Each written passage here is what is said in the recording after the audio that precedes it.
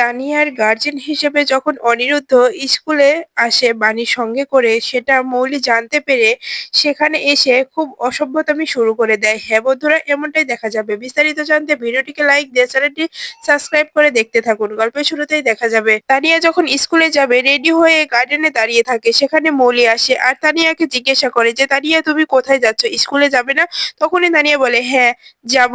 আসলে মাম্মাও আসছে তো, তারপরে আমি যাব। এরপরে দেখা যায় মৌলি বলে, আজকে তুমি ড্রেস পরোনি? তখনই মৌলি তানিয়া বলে যে না, আজকে আমাদের স্কুলে আসলে গার্জেন মিটিং আছে, তো তাই ওখানে আজকে ড্রেস পরতে হবে না, এজন্য আমি এই পোশাকে ওখানে যাব। তখনই মৌলি বলে যে তাহলে তো ওখানে বাবারও জ্বর দরকার, তোমার তোমার বাবা যাবে না? তোমার তো বাবা নেই, তাহলে কি হবে বলো তো? তোমার বন্ধুরা যখন জিজ্ঞাসা করবে যে তানিয়ার বাবা কই, তখন কি বলবে? তখনই সেখানে বাণী চলে আসে আর বাণী তানিয়াকে বলে যে মামা, তুমি এখানে কেন? চলো, আমাদের দেরি হয়ে যাচ্ছে। তখনই মৌলি বলে যে আসলে একা দাঁড়িয়ে ছিল তো, তাই কথা বলছিলাম। সেই মুহূর্তেই দেখা যায় বাণী তানিয়াকে নিয়ে চলে যাওয়ার পরে অনিরুদ্ধ মৌলিকে ফোন করে আর বলে, তোমার সঙ্গে জরুরি কথা আছে, আমরা রেস্টুরেন্টে যাব, আধা ঘন্টা পরেই আমি তোমাকে ড্রপ করতে বাড়িতে আসবো। তো কথাটা শুনে মৌলি খুব খুশি হয়ে যায় আর বলে, আমি খুব তাড়াতাড়ি রেডি হয়ে যাব। আমি আমি আজকে খুব খুশি যে অনিরুদ্ধ আমাকে ফোন করে ডেকেছে যে আমার সঙ্গে যে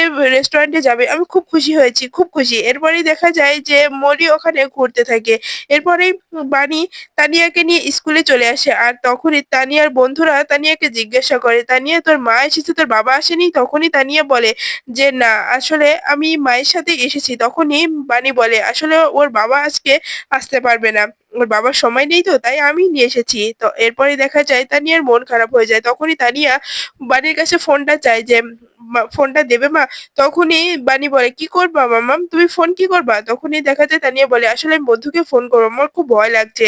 এরপরে ফোনটা নিয়ে তানিয়া অনিরুদ্ধকে ফোন করে আর বলে, বন্ধু তুমি একটু স্কুলে আসতে পারবে? তখনই অনিরুদ্ধ বলে, কেন, কি হয়েছে তানিয়া? তখনই তানিয়া বলে, আসলে আমার খুব ভয় লাগছে, যদি আমি কিছু না। তখনই দেখা যায় অনিরুদ্ধ তানিয়াকে বলে, ভয় নেই, আমি আছি, মাম্মাম আছে, সবাই তো আছে, তাহলে কেন ভয়? তখনই তানিয়া বলে যে আচ্ছা বন্ধু, তাহলে কি তুমি আসবে? আসো না। তখনই বাণী বলে, কেন বায়না করছো তানিয়া, তুমি এরকমটা করো না। তখনই তানিয়া বলে, কেন মা, বন্ধু আসলে কি এমন হবে? বন্ধু আসলে আমার ভালো লাগবে। এরপরে অনিরুদ্ধ বলে, চিন্তা করো না তানিয়া, আমি ঠিক সময় মতো চলে আসবো। এরপরে দেখা যায় অনিরুদ্ধ চলে আসে স্কুলে আর বাণী আর তানিয়া এটা দেখে বাড়ি অবাক হয়ে যায়, কিন্তু তানিয়া হেসে ফেলে আর বলে, আমি খুব খুশি হয়েছি মা যে বন্ধু এসেছে, এখন আমি আর ভয় পাবো না। এরপরে দৌড়ে গিয়ে তানিয়া অনিরুদ্ধকে জড়িয়ে ধরে বলে, বন্ধু আমি খুব খুশি হয়েছি তুমি আজকে এখানে এসেছো। আমার খুব ভয় লাগছিল যে ওখানে ওখানে প্রশ্ন করবে, যদি আমি উত্তর না দিতে পারি। তখনই অনিরুদ্ধ বলে, না, তুমি সব পারবে তানিয়া, আমি জানি তুমি সবকিছু পারবে, সঠিক উত্তরও দিতে পারবে।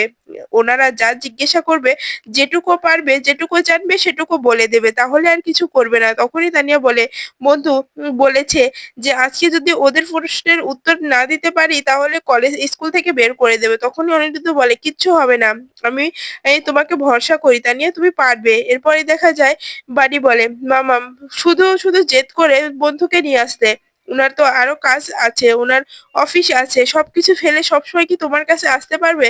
তখন অনিরুদ্ধ আমতা আমতা করে বলে, বাড়ি, সমস্যা নেই, আমি অতটা ব্যস্ত ছিলাম না, আপনি থামুন না, তানিয়াকে কিছু বলবে না, তানিয়ার জন্য এটুকু আমি করতে পারি, ওর জন্য সবকিছু করতে পারবো আমি। এরপরেই দেখা যায় বাণী বলে, আচ্ছা তাহলে ভিতরে চলুন। এরপরেই বাণী তানিয়ার এক হাত ধরে, অন্যদিকে অনিরুদ্ধ ও তানিয়ার আর এক হাত ধরে আর সেটা দেখে খুব খুশি হয়ে যায় তানিয়া। তখন আড়াল থেকে কে যেন ভিডিও করে, কিন্তু অনিরুদ্ধ বাণী কেউই বুঝতে পারে না। এরপরে যখন ভিতরে আসে, তানিয়া বারবার অনিরুদ্ধকে জিজ্ঞাসা করে, বন্ধু আমার খুব ভয় লাগছে, আমি কি পারবো? তখন অনিরুদ্ধ বলে, ভয় নেই, আমরা আছি, আমি আছি, তোমার মা আছে, কিসের ভয়? কোনো ভয় নেই, তোমার কাছে যে প্রশ্ন বলবে উত্তরটা দিয়ে দেবে, তাই তো হয়ে যাবে। এদিকে দেখা যাবে যে মৌলি অনিরুদ্ধর কথা শুনে সে খুব খুশি হয়ে যায় আর শ্বাসগুলো শুরু করে দেয়। সেই সময় এই ফোনে একটা মেসেজ আসে আর সে ফোনটা খুলতে দেখতে পায় যে একটা ভিডিও এসেছে। ভিডিওটা অনিরুদ্ধ, বাণী আর তানিয়াকে নিয়ে। এটা দেখে মৌলি খুব রেগে যায় আর বলে, অনিরুদ্ধ আমাকে এখানে রেডি হয়ে হতে বলে ও অন্যদিকে বাণীর মেয়েকে নিয়ে, বাণীকে নিয়ে স্কুলে গিয়েছে, আমি সহ্য করতে পারবো না। ওই স্কুলে তানিয়ার গার্জেন হিসেবে অনিরুদ্ধই আছে, এতদিন আমাদের মিথ্যে কথা বলেছে, আমি আর এই সব কিছু মানতে পারবো না, আমি এখনই ওখানে যাব। এরপরে দেখা যায় স্কুলে যখন তানিয়াকে টিচার ডাকে, তানিয়া তার প্রশ্নের উত্তরগুলো দিতে থাকে আর তখনই সেখানে মৌলি চলে আসে আর হাততালি দিতে থাকে আর বলে হয়েছে হয়েছে সবকিছু এখানে। তখনই অনিরুদ্ধ এটা দেখে চমকে যায় আর বলে মৌলি তুমি এখানে। তখনই মৌলি বলে হ্যাঁ আমি আসবো না। একটা কথা আচ্ছা স্যার আপনি আপনি আমার নাম্বারটা রাখুন। আমি আজ থেকে নতুন তানিয়ার গার্জেন। যে কোনো সমস্যার জন্য আমাকে কল করবেন, অনিরুদ্ধকে আর কল করতে হবে না। তখনই তানিয়া এগুলো দেখে খুব ভয় পেয়ে যায়। আর তখন অনিরুদ্ধ বলে মৌলি এমন করছো কেন?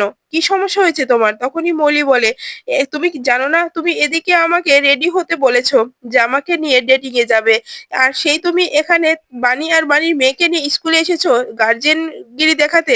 এটা আমি মানতে পারবো না।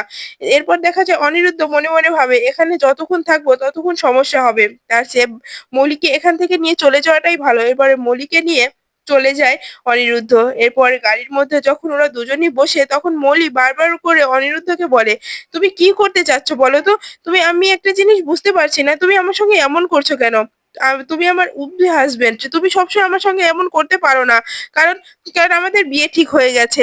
তখনই অনিরুদ্ধ বলে এত কথা ভালো লাগে না, তুমি ওইটুকু মেয়ের সঙ্গে সবসময় এমন করো কেন?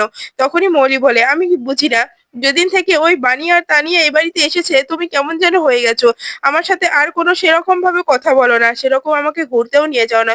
সমস্যাটা কি বলো তো? এরপরেই দেখা যায় তখনই অনিরুদ্ধ বলে তাহলে গাড়ি থেকে নামো। তখনই মৌলি বলে কেন নামবো?